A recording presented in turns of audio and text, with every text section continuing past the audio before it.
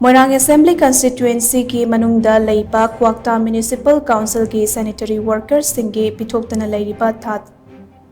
कुनमरी की तोलोब था सिके कुलहुमदोई फाउबगी मनुंगदा पिथोक्ट्रबदे थांगनाबा नुमित्तगे क्वाक्तादा लैरिबा CSO सिंगा खुदसमनरगा कनबा खोंजंग संगसिलगनी हाइना क्वाक्ता Municipal Council के Sanitary Workers सिंगना चेक्सिनवा थमलकली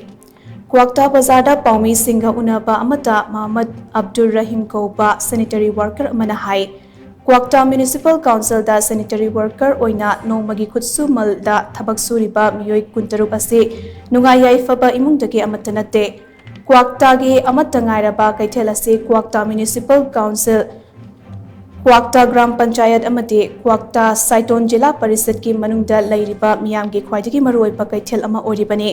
कैथेल असिदा मियामना सिजनबा लोइरबा अमते पाइनिंगद्रबा पोटलम कया से सैनिटरी वर्कर्स सिंग असिना नुमित खुदिंगी सेंगदोक्लिबनी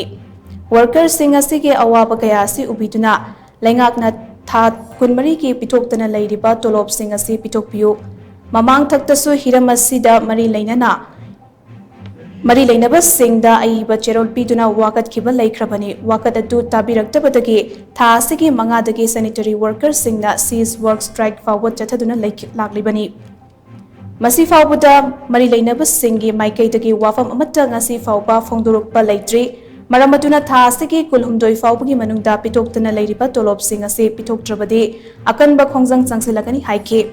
पनबा याबदे क्वाक्ता म्युनिसिपल काउंसिल के सैनिटरी वर्कर्स सिंगना थबक लेपखिबदगी क्वाक्ता बाजारदा अमोद अकाई कया पैदुना लैरि मरुओइना